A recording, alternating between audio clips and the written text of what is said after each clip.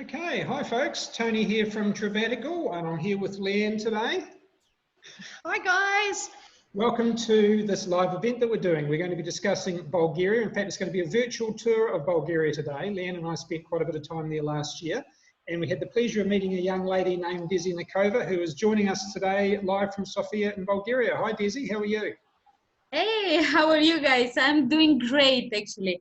The weather is beautiful. It's about nearly 20 degrees by Celsius, so quite hot. Nice, so getting warm. You're starting to head into summer, of course, which is going to be very, very nice coming forward. And I guess we can talk a bit later on maybe about how the tourist season will go in Bulgaria this year, given what's happening with COVID and lockdown. But before we do, we're going to hand it over to you, Desi, because you've prepared a very nice presentation. And we're going to be talking about what makes Bulgaria so appealing as a tourist destination to head to. Before we do, just to clarify, folks, if you're having any trouble with the Facebook live feed, Leanne has just popped a link up into the Facebook for you, and you can come across to our live Zoom link and watch it through there. So if you have any questions, just place them on the Facebook page. Leanne has it in front of her so she can deal with Hopefully it's going to work and hopefully you can see us. That she'll be able to answer any questions you want to put on the Facebook live feed. Or if you want to click the Zoom link and come across and watch this on Zoom, there is a chat box on there as well. So just pop your questions into there as we go, and we'll deal with them as we get to them. So Desi, I'll hand over to you now. You're ready to drive the PowerPoint and run us through the sights and sounds of your native country of Bulgaria. Over to you. Well, before we start that, I just want to introduce myself. Hi, I'm Desi. Most of the people, they call me Daisy because it's easier. Yes, and you just did one small mistake when you said my name because it's Nackova.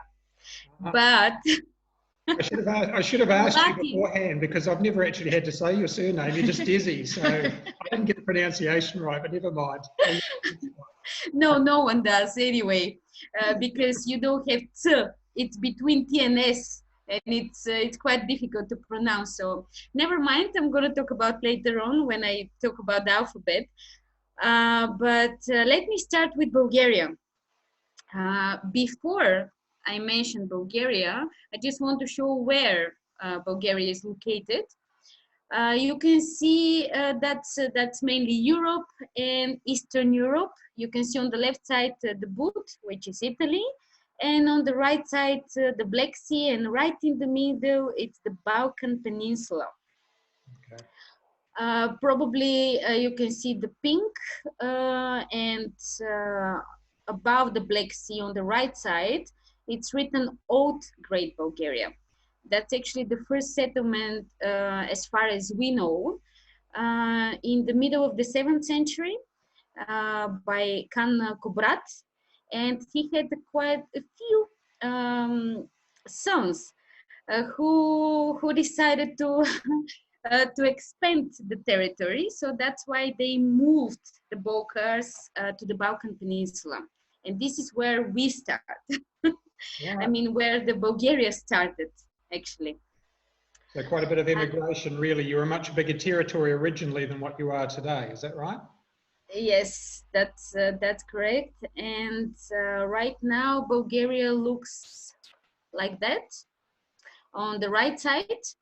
On the left side, I just wanted to show you the length of Bulgaria during the First Bulgarian Empire because it was really quite big.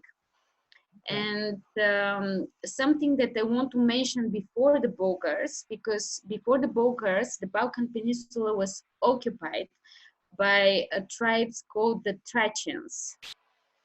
Have you heard about them? I have, because I was there last year, remember? Yes, that's right. You did, but most of the people haven't. Probably not. Yeah, and even before the Thracians, they found another civilization. And right now it's referred to the first European civilization because the last excavation proved that they were here around 4,000 to 5,000 years before Christ. Wow, a long time. So this means that we have about 8,000 to 9,000 years of history. And you can imagine, I really can't explain all that in 20 minutes. So therefore, I'm gonna just mention some things. That's all right, not a problem. So we don't know much about the first European civilization. We just know that they found the oldest processed golden objects near the Black Sea. And they were exhibited in Japan for about 8 months as the first European civilization. And then later on, let's say about the 4th to 5th century, the Thracians were here. The Thracians were about 200 different tribes, and they all used to believe in different gods. Right. It sounds like a war ready to start. Yes. And this leads, of course, to the mythology and the Greek mythology as well, because as you can see, Greece is on the bottom of the Balkan Peninsula. So everything was really connected at that time. And therefore, most of the gods of Greek mythology are part of the Thracian gods as well. I didn't know that. Later I'm going to just mention one of them because it's quite a famous one. But now I'm going to just keep it as it is. Actually, the first kingdom on the Balkan Peninsula, it was settled by the Thracians, and it was called Odrisha, named after the tribes Odrisi. And you can look it up, of course, on the internet, Odrishan Kingdom. And then later on, the Bulgars, when they came, that was at the beginning of the 7th century, they settled the first country on the Balkan Peninsula. Okay. Most of the people don't know actually that the first country really on the Balkan Peninsula, it was really Bulgaria. Most of the people know about Greece, they know about Romania, of course, Dracula, legends about the Dracula and the vampires. They've heard about Hungary, Serbia, and very often when they hear about Bulgaria, nothing really comes up to their mind. And you would probably ask why. Well, it amazed me actually when we were there last year how much history you do have, because I don't think of Bulgaria as being that old a country. And the extent of the Roman ruins you have are just incredible in that country. And it's probably not a place that a lot of people think of for Roman ruins. So that to me was one of the fascinating parts of visiting your country. Yes, that's really true. And one of the best places to visit some of the Roman fortifications, this is actually Sofia. The last excavation, as you can see, they lead to the 4th and 3rd centuries before Christ. And when the Romans were here, they built a city called Serdica. Why Serdica? It was also named after one of the Thracian tribes at that time who lived there, and they were Serdi. They were called Serdi. Okay. This is why, it's named after them. And while the Romans were here, and later on, the Byzantium, or the Eastern Roman Empire was called Byzantium, Constantine the Great, he used to rule from here. And he used to call Serdica is my Rome. He used to say Serdica is my Rome. He also wanted to make Serdica the capital of Byzantium. Oh, okay. Unfortunately, this didn't happen. But why he really wanted to make Serdica the capital? It's because it's located right in the middle of the main road, which is called Maximus Decumanus, or no, Decumanus Maximus, which connects the west to the east. So you understand the importance of Bulgaria in general. The significant place, the crossroads of where it is, isn't it? Yeah. So tell us about Sofia, because obviously that's your capital and quite an intersection of cultures there, because one thing we noticed while there was the different religions, obviously, because you've basically got your Bulgarian orthodox, your Catholic Church, and also quite a lot of mosques, because you have quite a large percentage of the population who are Muslim, and the churches are all quite close together, aren't they? Yes, absolutely.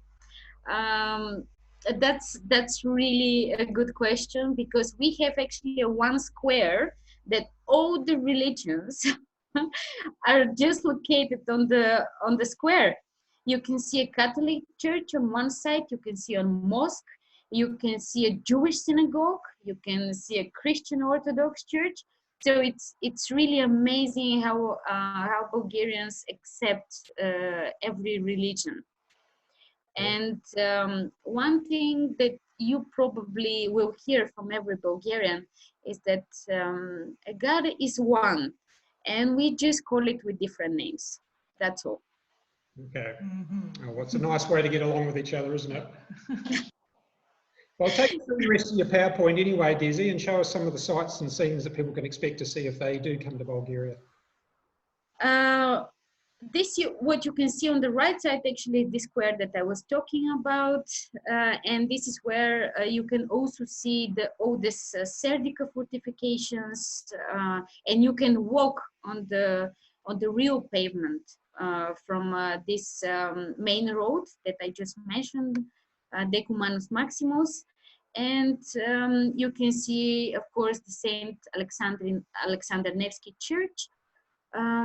It was named after the patron of Russia, and it is built in honor to the Russians, because most of you know that Bulgaria was under the Ottoman Empire for 500 years or 5 centuries, and we gained our freedom only when Russia wanted to get actually to the Dardanelles and get to Turkey. So we kind of joined in this battle, and we finally got liberated. And we really give honor to the Russians, because of them. Now we have a current Bulgaria. So that Russian influence is quite widespread really in Bulgaria, isn't it? Because I mean, looking at this church, the design is quite Russian looking, and you share the same alphabet, being the Cyrillic alphabet, with Russia as well, don't you? Oh, yes, yes. I wanted to talk about the Cyrillic alphabet a little bit later on, but yeah, when you hear Russia, you think about the Cyrillic alphabet. But do you know actually where really the Cyrillic alphabet was created? Bulgaria?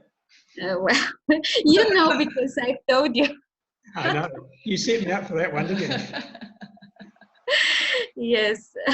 Let's talk about a little bit later on about the Cyrillic alphabet, but I will continue now with the thermal baths.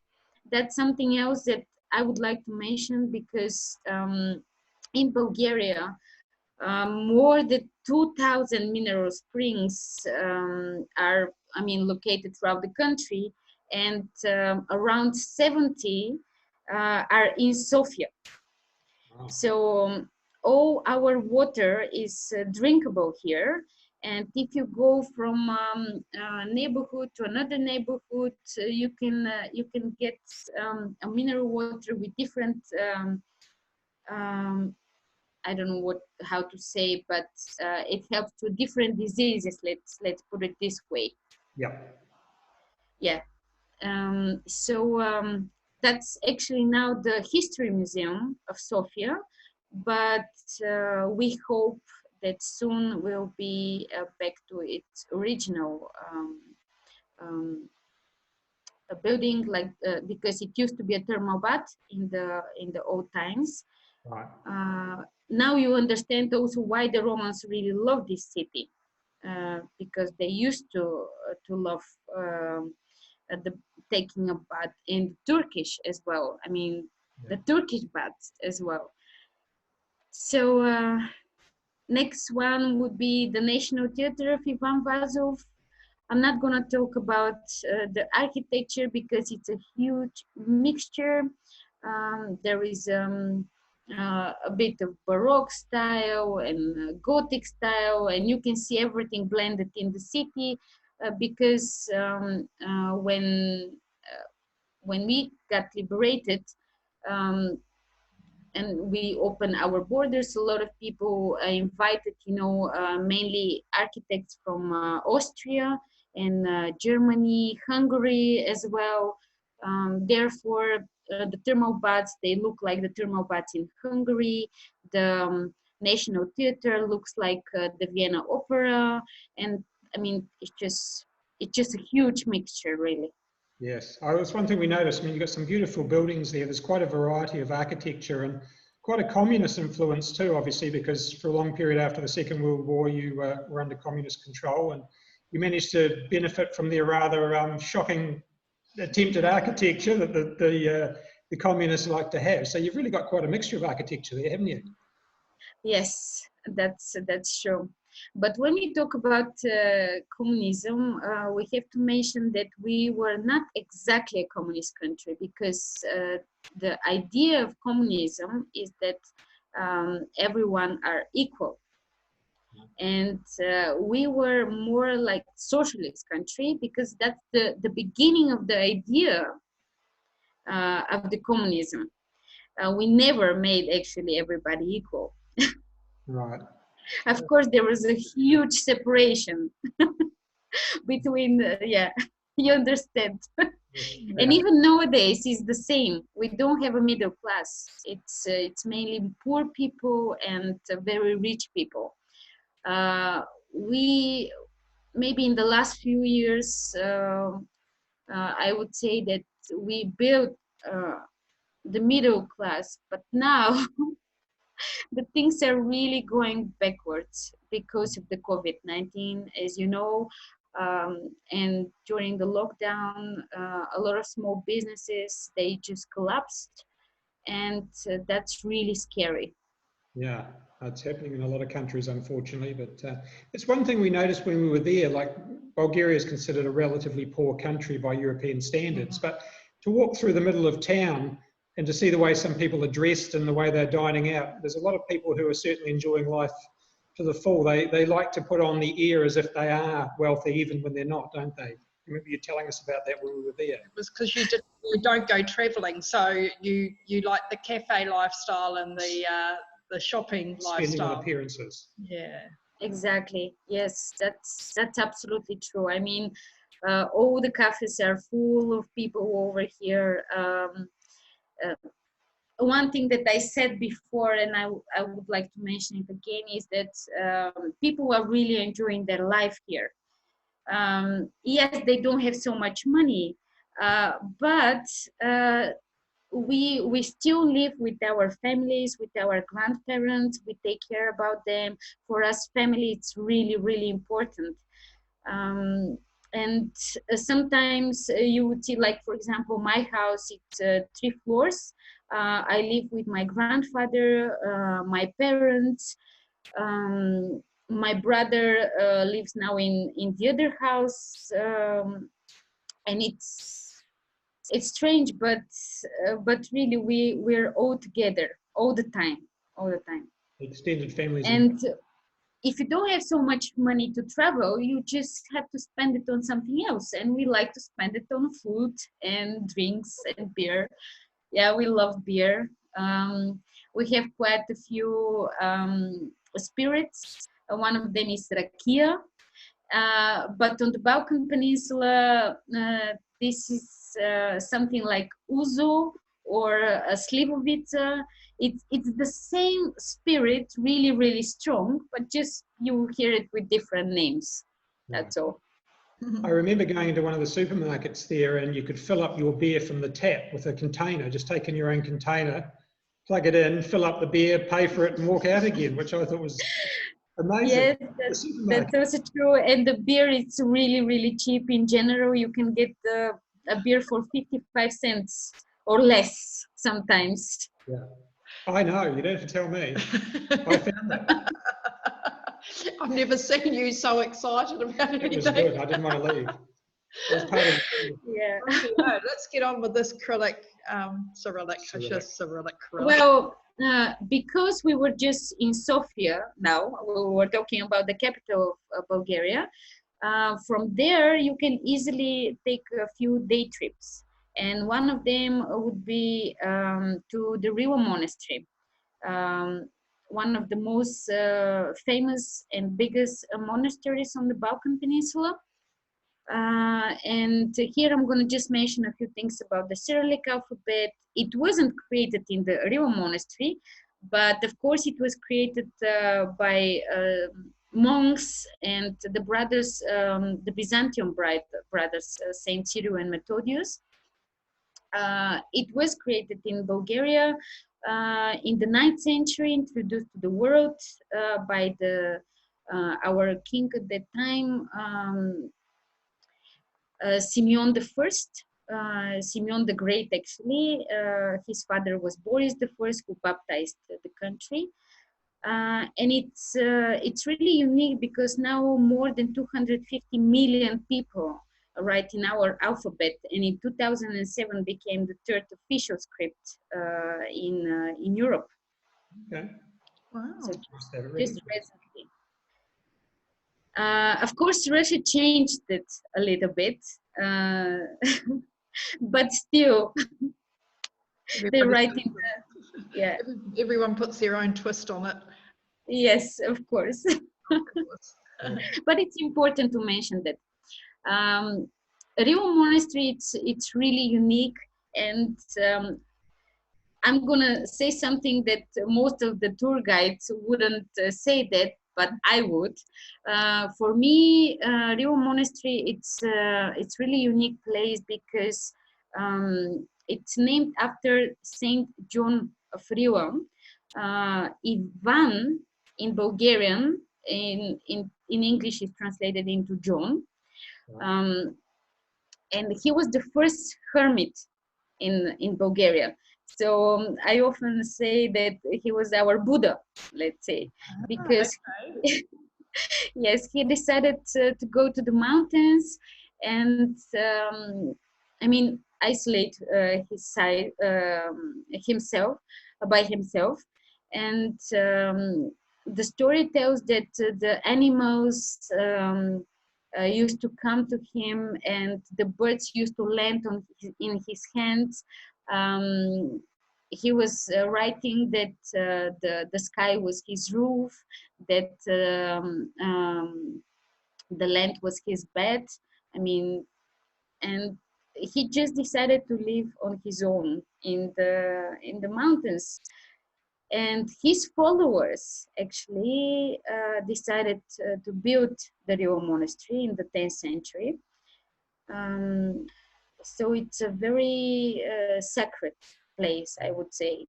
The moment you enter into the place, you can feel the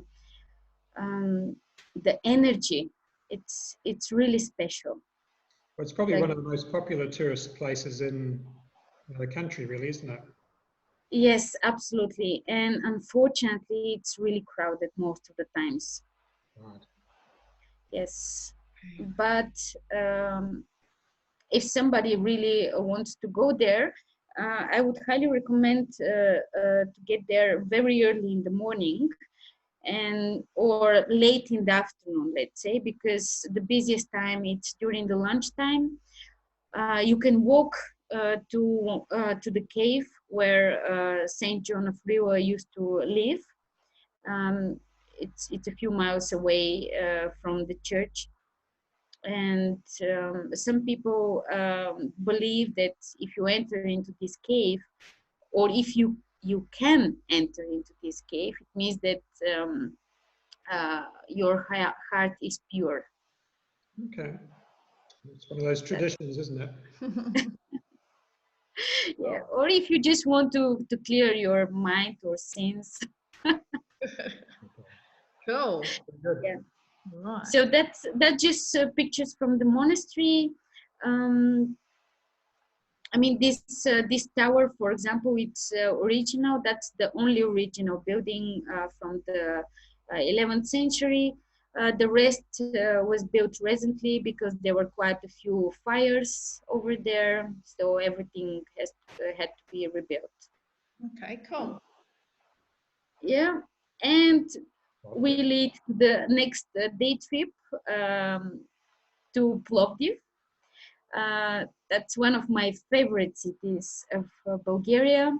And ours. It's the oldest continuously inhabited city in Europe, and one of the oldest cities in the world. Sometimes you might find it as the fifth or the sixth one, depending on which article you read, but let's say between the fifth and sixth cities in the world. And why do I love so much this colorful city? It's because of its architecture, and of course you can see a Roman theater there. You can see a Roman stadium, and the old city, which leads to these beautiful, colorful houses. The architecture, it's called National Revival because it was between the 18th and 19th century. All the houses are made from traders, people, yeah, yeah. And they used to travel a lot, so of course it's influenced by other cultures and countries in general.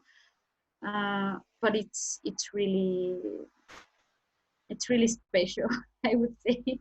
Well, for people and you can easily spend at least 2-3 days over there.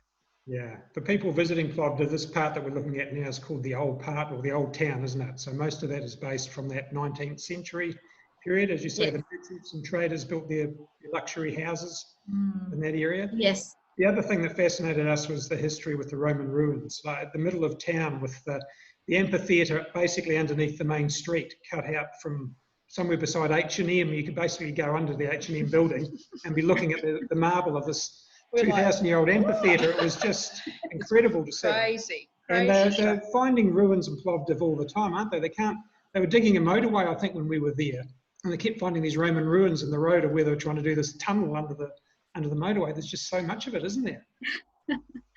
That's true. And here, let me just correct you for one thing, because that's not an amphitheater, it's an ancient theater. Because amphitheater, actually, it's round. Oh, it's true. a full round. What we're looking at now. Yeah. Yes. And this is just how. But yes, most of the people, they call it amphitheater. Even some of the tour guides, they just they're tired of explaining the same things. We get the real deal from Desi. Alrighty, so those buildings though, like these ones here, are just, you've just got to go and see them. It's honestly amazing. It is absolutely stunning. And this over here, I just wanted to make picture of a neighborhood called Kapana, which in English is translated the trap. Trap. Yep. Oh, that's right. Yeah, I remember the trap. Yeah. It's not like, that you're going to be overcharged for something or a tourist trap. No, not at all. But it's a place where you can find maybe the best food and the best beer in the town. Yeah, it's very, very trendy, as we call it, through that area, and lots of great coffee shops and eateries. Yes. Area. We enjoy. Yeah, and you kind of get lost in it. It's really, really lovely. Almost literally lost. Yes, absolutely. So let me just mention a few things about the wine, because Bulgarian wine, it's really one of the best ones in the world. Why? Is that because it has nearly 4,000 to 6,000 years of history. It's even related to one of the Greek gods. I always have difficulties pronouncing Dionysus or Dionysus or Dionysus. Because I think it's Dionysus. Somebody might correct me there, but I think it's Dionysus. Anyway, its first name of this god was Zagreus, and Zagrei in Bulgarian it means warming up. Ah, okay. Because when you drink wine, of course, you just you get warm. Greek ones used to put water into our wine, into the Thracian wine, let's say, because it was really, really strong. Okay. And if you travel from Greece towards Bulgaria or towards Sofia, one of the places you probably gonna stop, it's Melnik. And I'm just showing a typical house of Melnik. This is Melnik. It's the smallest town in Bulgaria. It has only 400 people there. Wow. But the entire city, it's an architectural reserve, and 96 of its buildings are a cultural monument. Wow. Okay, cool. That means we have to go back. We have to go back. We didn't see it. No, we saw nothing last time. We were there for 2 weeks and we saw so much, and we still we were living like a local. We were. Yeah, I really love Melnik. And I'm going to just mention one funny story, because, I mean, I'm not sure how true it is, but as far as we know, Winston Churchill used to order a lot of the wine, which is from Melnik. It was called Shiroka Melniška. That's the name of the grape. And people say that he ordered 500 liters of this wine for his daughter's wedding. Well, he was known to be quite a drinker, so it's probably true. Yeah. Therefore, there are a lot of wineries around Melnik, and I would love to really show you these places. Actually, near Melnik, it's another monastery called Rožen, and it is why it's so important. People, I mean, think sometimes that it's even more important than the Riva monastery, because inside the Rožen monastery you can see a real frescoes from the 11th century, and that's really unique. Yeah. Okay. So how far is Melnik from Sofia? Is it very far away? It is a little bit far. I would say about 4 hours trip, maybe. That's why I believe the best way to visit Melnik is coming from Greece. Because if you are in Greece, let's say, you take a trip towards Sofia, you stay overnight, let's say, in Melnik. Next day, you can visit Riva Monastery on the way to Sofia, and then you end up in Sofia and you stay there for a few days. Okay. That makes sense. Yeah, cool. Alrighty then. I mean, I had a big idea a few years ago that I make a trip between Greece, Bulgaria, and Turkey, because the cultures are quite different, and in the same time are quite similar. Of course, because of the food, because of the gods and traditions, but in the same time are so different. Yeah. Especially the temperament, you know, about of the Greeks and the Turkish people, totally different. All righty. Bulgarians being much nicer, of course. Oh, of course. Oh, this is still Plovdiv, is it? Yes. Yeah. No, that's not. No, Melnik. Where are we now? Sorry. That's not even Melnik. That's in Rodopi Mountains. It's a small village called Kovačevica. And it's another cultural reserve. The entire city, it's architectural reserve, because the buildings, all of them are made of stone, and it's quite unique. So it's there are, I think, 2 small villages like this one. But Kovačevica I really highly recommend. If you ever go to the Rodopi Mountains, it's just really something that it's a must see. Cool. And I would like to mention a few things about the traditions, because in Bulgaria we really give honor to everything.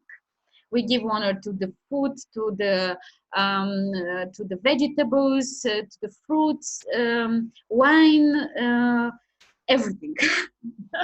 So every weekend, and I'm not joking, every weekend somewhere in Bulgaria, in some small village, they celebrate something. Cool. We saw some. So, it was quite. Whereabouts was that? In SOFIA, in the main square. Oh, yes, that's right. Yeah. I think people just started dancing. I don't think it was organised. I think it was just a big group of people basically broke into a traditional dance, didn't they? It was very cool to see. Yeah. The interesting thing is that every city or a village has its own patron. It's like a saint that you give honor to, and or it's named after some saint, or it has some legend behind that started over there, and so on and so on. Therefore, we like to gather together on the main square, and we dance a lot. We put on our traditional clothes, and as you can see over here, I have a few pictures of people wearing masks. Because it was believed to provide protection from evil. On the picture on the left side, in the upper corner, you can see a traditional dance in the cold water. That's during the St. Jordan's Day, which is also. Oh, I see. I didn't know. I thought they were kind of kneeling on mud or something. Why do they have to be in water to do that? No, that's during the winter, actually, in January. Oh my goodness. So why are they standing in water, Desi? Why are they not doing it on land? Well, they actually throw a cross in the cold water, and all the men need to get inside the cold water to find this cross. And the person who gets it first, it means that he will be really healthy, and it's just a tradition that you can see. Pneumonia from getting in the water, he'll be healthy. But this tradition, it's performed as well in Greece, in Romania. I mean, on the entire Balkan Peninsula. Something else that I would like to mention is, before I get to the food, because I know how much people want to hear about the food. It's about the festivals, because in Bulgaria we have about 12 festivals throughout the year, and some of them are related to the roses. We have the Rose Festival, we have a Cherry Festival, we have a National Folklore Festival, the Fire Dancers Festival, etc. But let me just go back to the Rose Festival, because I don't know if you know, but Bulgaria is the second largest producer of rose oil after Turkey. I was just about to say that myself, so yes, I do know. Yes. No, that really surprised me. We didn't realise how much roses were grown in Bulgaria and what a big exporter of rose product you are. So on your tours, do you take people to a rose farm or anything like that, or do you take them past the roses, or? Well, the Rose Festival, it's only in the end of May and the beginning of June. Okay. I mean, it doesn't make sense to take them every time, to a rose farm, because there is nothing to see in the rest of the year. However, just one more thing to mention is that the rose oil here actually is the most expensive in the world, because it's the best quality. Okay. So although we are the second largest producer, our rose oil, it's really the most expensive. So 1 milligram would be about 30 euros sometimes. Wow. So I suppose that's because there's a lot of petals to make 1 milligram of rose. Yes, it's crazy. But just to mention one more thing, because in the same time when it's the Rose Festival, there is a festival of the lavender, and we are actually the first producer of lavender oil as well. Okay. even before France. Wow. Wow, okay. All starts with Bulgaria. No,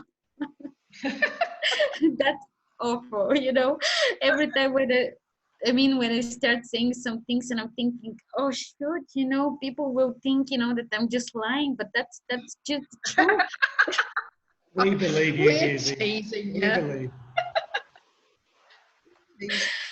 So anyway, so let's go back to the food. It's the food.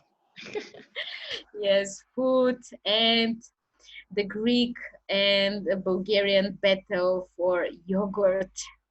Why is that?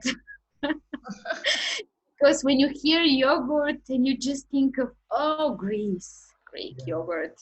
Yeah. But actually, the bacteria for the yogurt, it's called Lactobacillus bulgaricus, and it is named after our country. Oh my goodness. Didn't know that. Did not know that. Interesting thing that it's exported from here to the rest of the world. Okay. Wow. But Bulgarians are not so smart sometimes, or maybe they don't have the money, or they do have the money, but they don't put them in the right things. So therefore, Greeks were really, really smart. And they brought it to America, and they said, oh, that's, the Greek yogurt.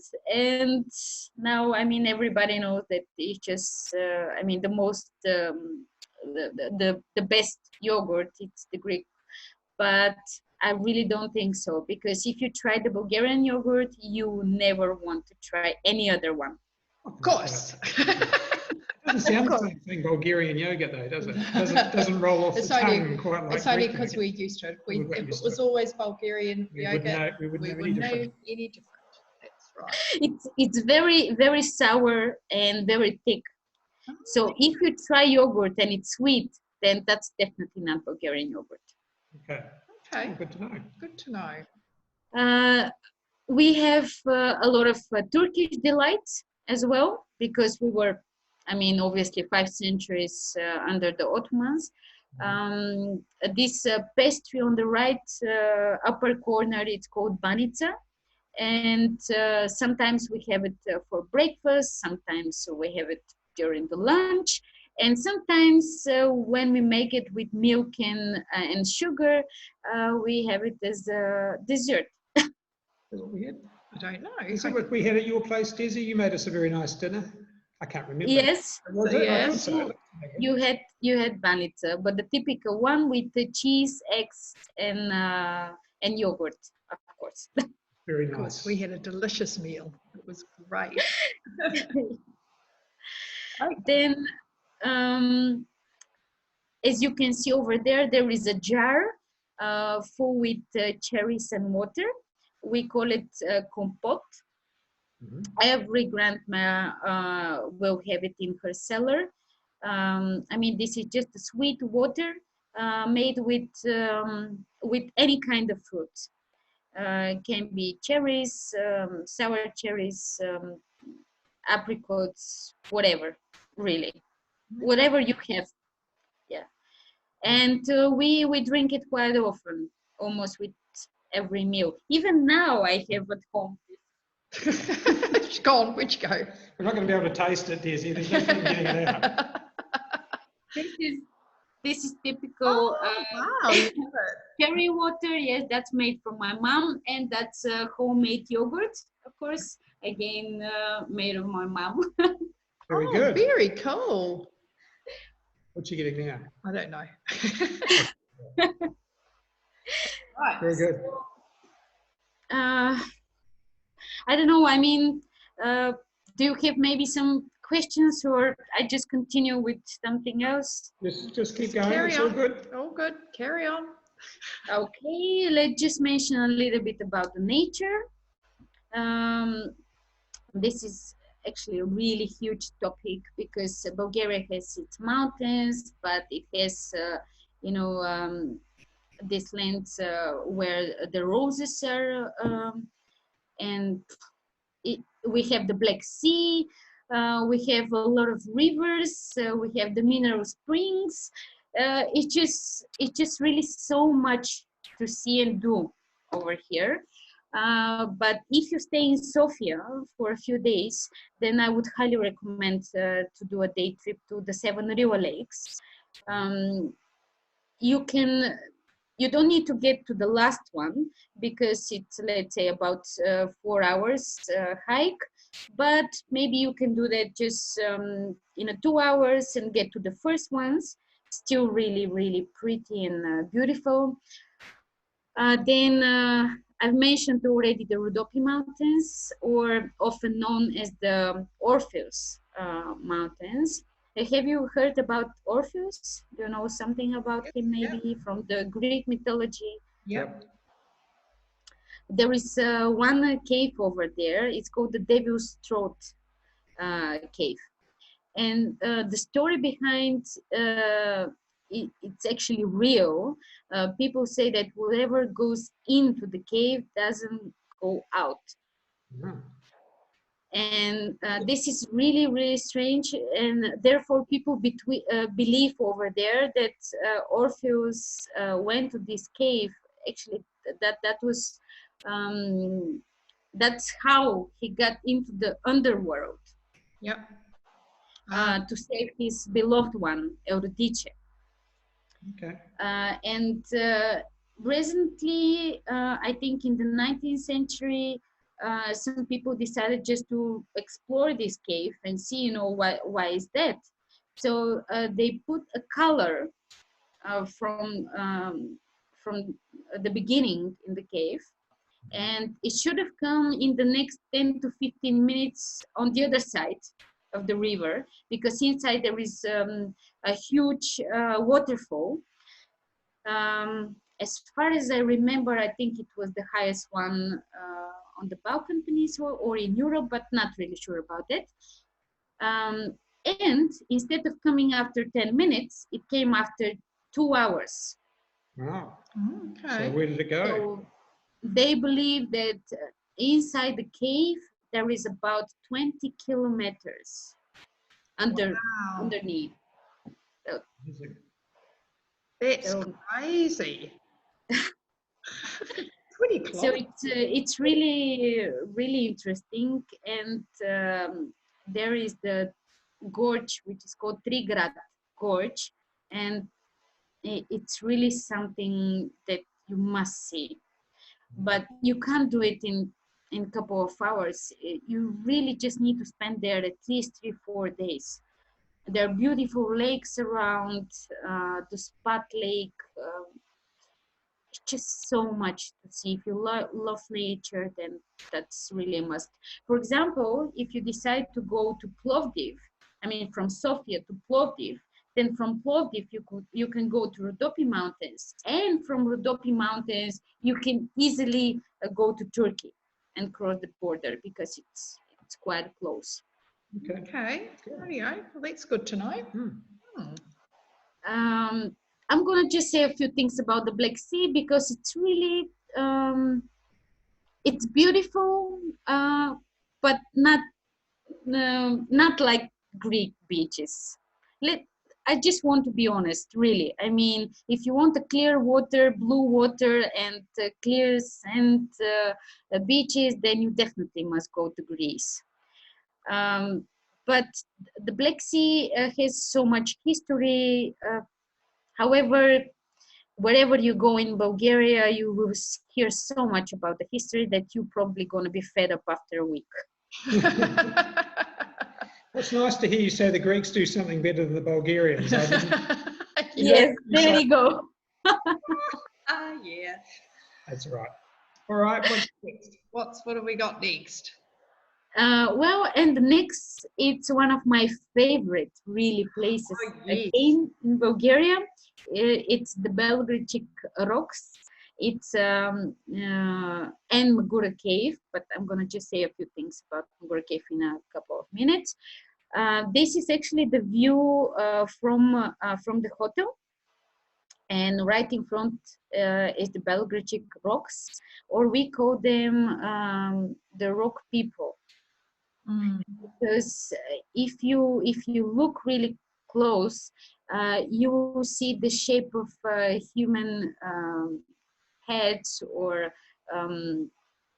for example, if you look right in the middle, you will see on the little bit to the left, you will see, yes, a small rock, and it looks like a woman, like a pregnant woman. She's wearing a dress or something, isn't it?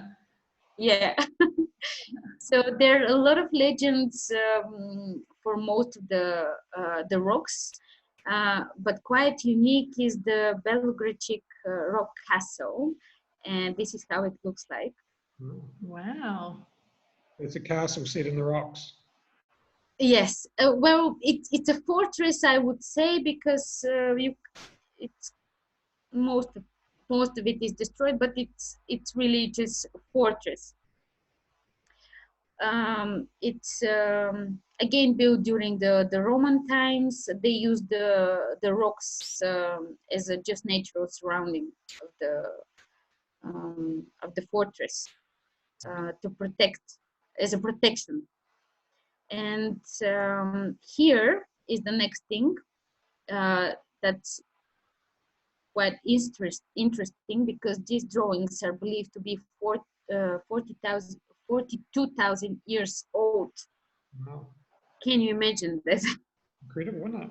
It's crazy. Right now, these drawings are closed for everybody because I don't know, I mean, they were open for such a long time, and we were not very good with protecting this cave from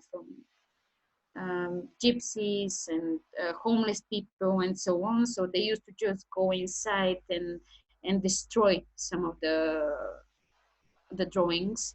And now I'm pretty sure that they're trying, to cover them in order to protect them more and better. And we really hope that in the next year or so they're gonna be open to the public again. You will see a hunting sand, which is not really a hunting sand, but if you come over here, I will tell you more about it. I don't want to go to too much details because it's really interesting and unique. But I just want to put it in your mind. Yeah, something to go and see. Very good. Yes, just a small seed. Seed. On the left side, in the upper corner, you can see explanation about giving a birth.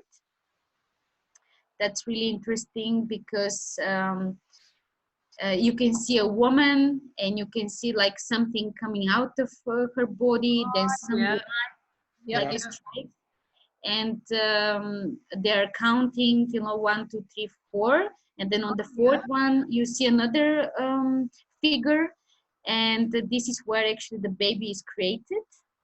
And then another few lines, they lead to the 9.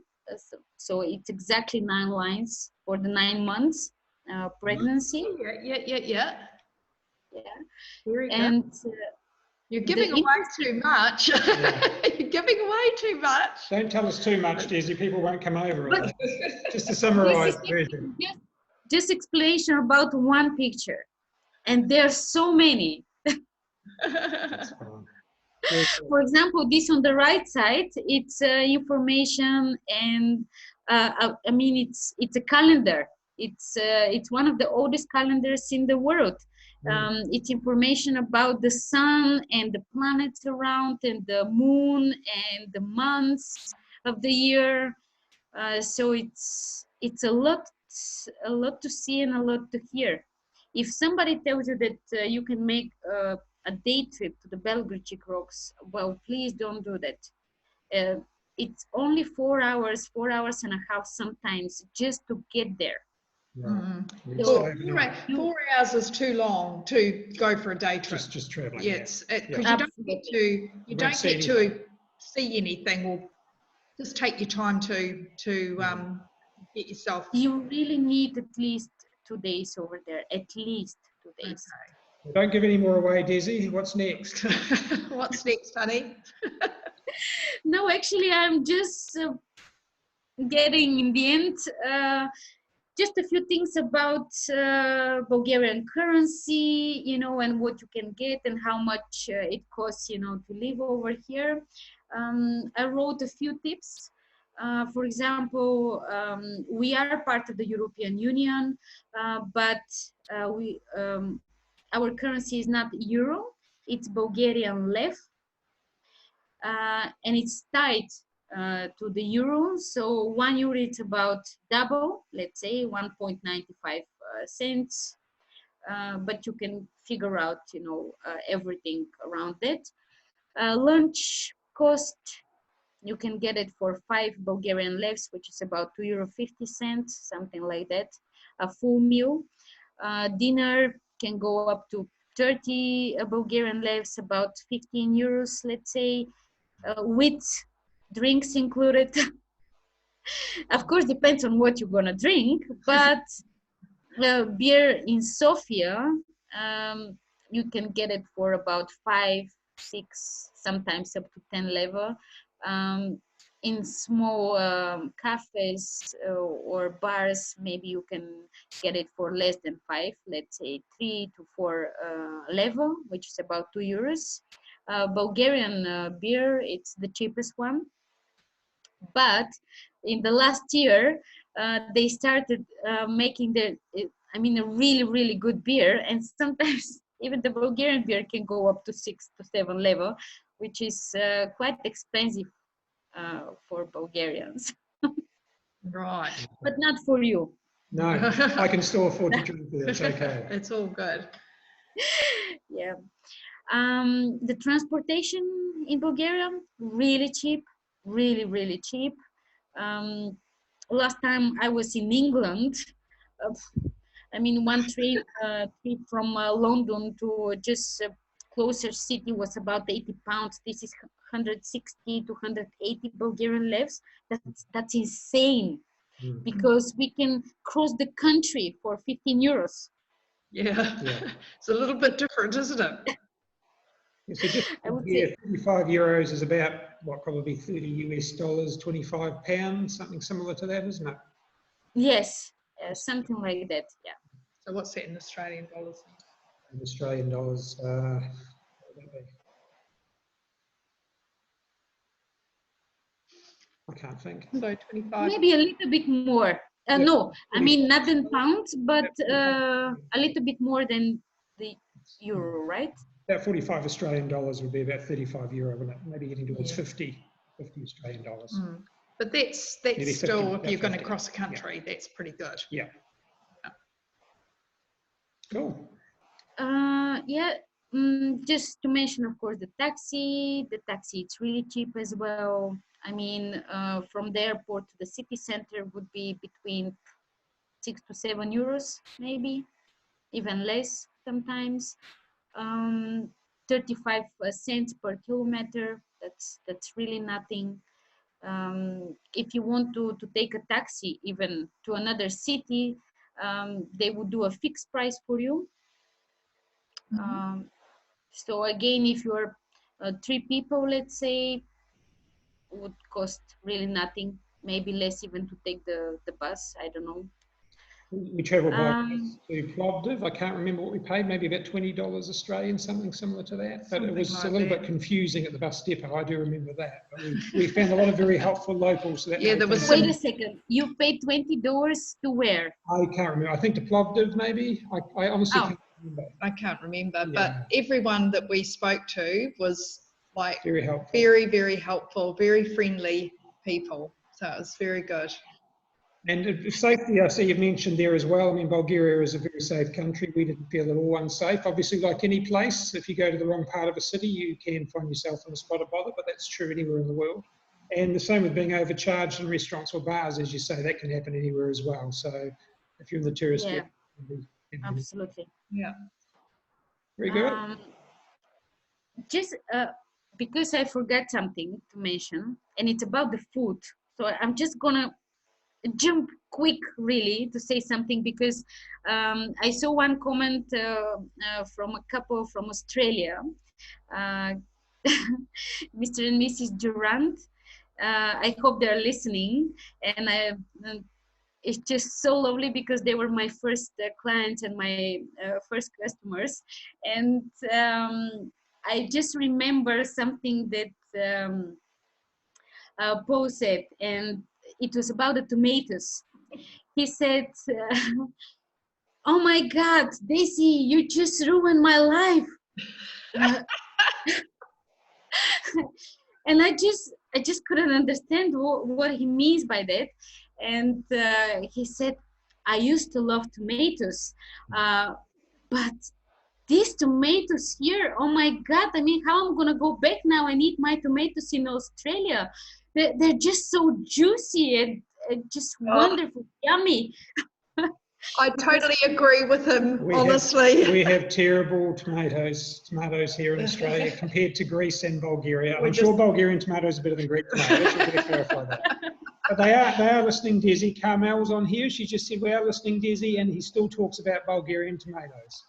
Oh, thank you so much. Thank you, really. There's a comment here from Lorraine. We love Bulgaria, Trigad, the caves, and the spas are amazing. Another favourite place is the Belgrade rocks. So he's enjoyed her time there as well. That's great.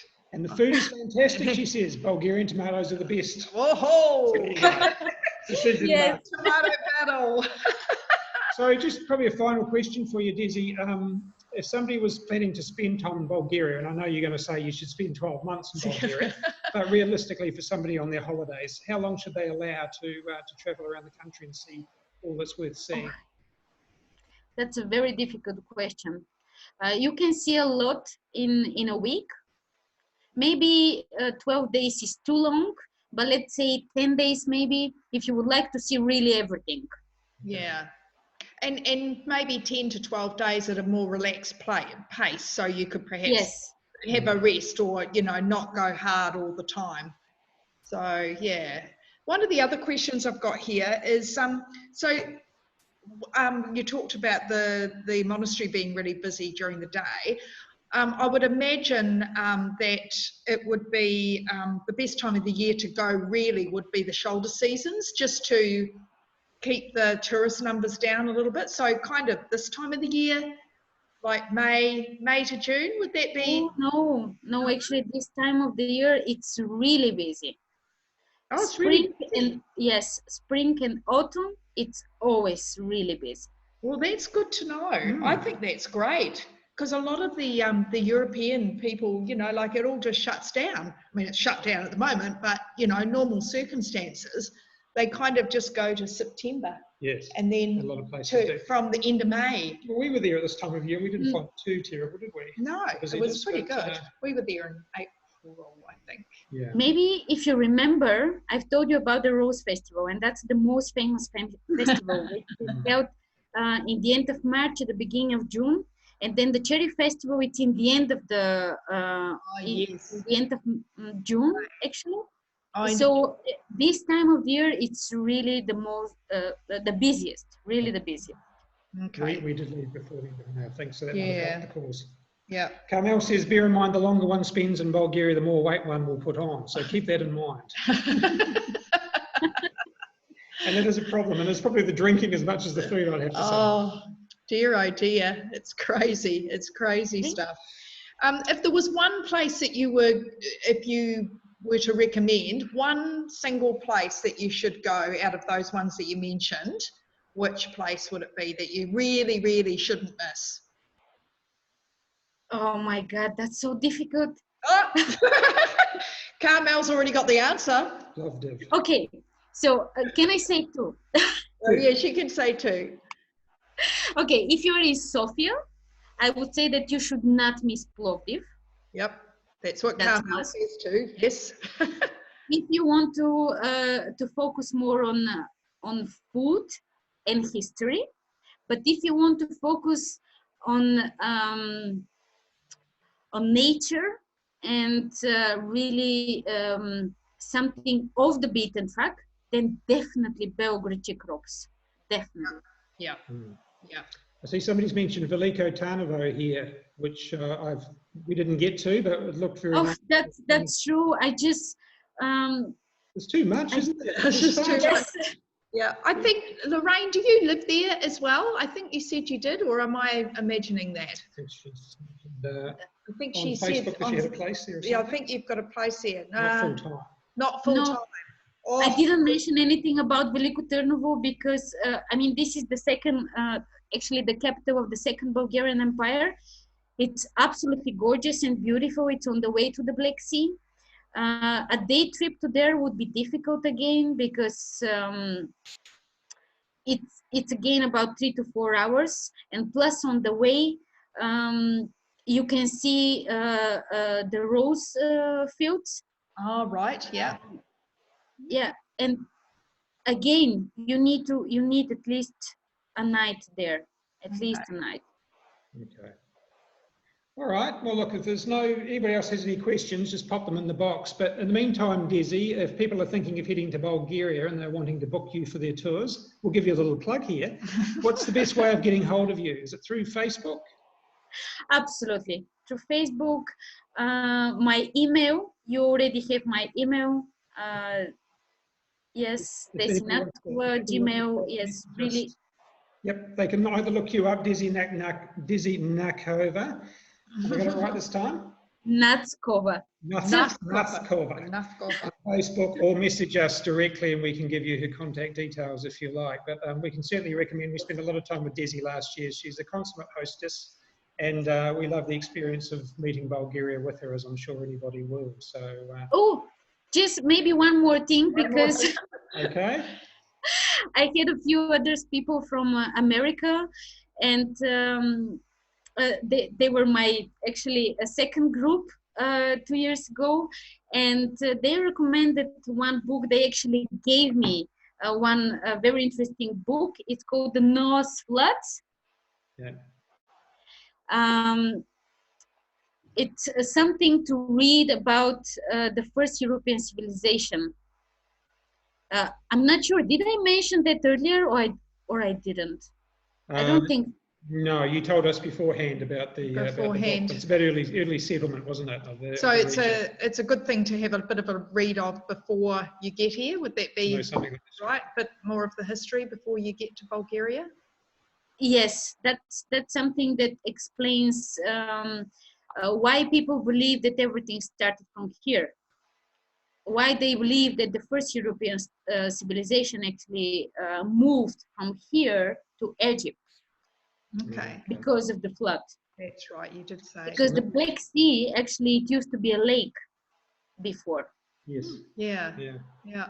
So Noah's Flood, if you want to know a little bit about the early settlement of Bulgaria. Carmel has commented again, Desi is the best tour guide ever. So passionate and knowledgeable, as well as considerate of her clients' interests. Just to embarrass you, Desi. There you go. Yes. Embarrassed. That's a real compliment. It is That's a compliment. great. That's great. Just to Desi, look, thank you very much for your time. We've enjoyed you coming along and presenting this evening. And for those people watching, hopefully it's a good opportunity to see a little bit more of what Bulgaria has to offer. And hopefully it's whet the appetite of a few people who are looking for new places to go to, because I think Bulgaria should certainly be on your list in that regard. Now, this might be going up in our podcast. If you are listening to this on the podcast, come across to our website, travatical.com/interviews, and you'll be able to see the pictures and slides that Desi has put together about this as well. So it's an opportunity to do that. But if there's no further questions, Desi, look, thank you so much for joining us. It's been a pleasure having you and for the time you've spent showing us around Bulgaria. For those looking for a tour guide in Bulgaria, Desi Nackova. Nackova. Desi, Nackova, if you would look up on Facebook. Message us on the Travatical Facebook page and we'll give you her email address and you can follow up with her directly. So, oh, good. Thank you very much, Desi. No, thank you very much. Thank you. Really, I really appreciate that. And it's been absolutely my pleasure to share something about my country.